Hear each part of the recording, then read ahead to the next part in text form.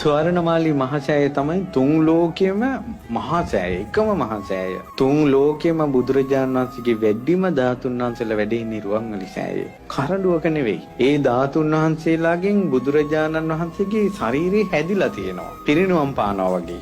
ඒ හැදිච්ච ශරීරයෙන් 이르දියේ මස් මාංශ හැම හැදිලා මේ රෝම කූප පවා තියෙනවා. හුස්ම හෙලන්නේ නැති එකයි net විවර කරන්නේ නැති එකයි විතරයි රුවන්වැලි සෑය ඇතුලේ බුදු පිළිම නිර්මාණය වුණ බුදුරජාණන් වහන්සේගේ වෙනස.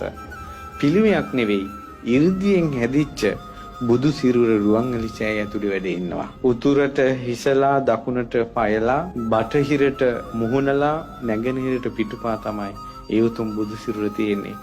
සුන්දර රශ්මි ධාරා විහිදී ධාතු පරිනිර්වාණය වෙනකල් මේ බුදු සිරුර රුවන්වැලි සෑය වැඩ ඉන්නවා. රුවන්වැලි සෑයේ ඇතුලේ තියෙන බුද්ධ චරිතේ ප්‍රතිමා එළියට ගත්තොත් රුවන්වැලි සෑයේ මළුව වගේ 4-5 ගුණයක් ඕන. එච්චර ඇතුලේ තියෙනවා. මේ පෘථිවි තලයේ වටිනාම මාණික්ක රන් රිදී මුතුමැණික් රුවන්වැලි සෑය ඇතුලේ තියෙන්නේ. රුවන්වැලි මහා සෑයේ බුදු සිරුර මැවිලා ප්‍රාතිහාර්ය පෑවා. සියලු රහතන් වහන්සේලා වැඳපු තැන. වාහල් කඩවල පවා ධාතුන් වහන්සේලා නිදන් කරලා තියෙන රුවන්වැලි සෑයේ. ඒ නිසා ස්වර්ණමාලී මහා සෑයට ජීවිතේ පූජා කරලා වැඳලා පුදන අයට එයාලට දේවාලයක් ඕනේ නැහැ. එයාලගේ හිතේ බුදුරජාණන් වහන්සේගේ සරණ පීඨ ඒ විදිහටම තියෙනවා. හදිහෝනියමක්වත් වදින්නේ නැහැ පින්වත්නි රුවන්වැලි සෑයට ජීවිතේ පූජා කළාට පස්සේ.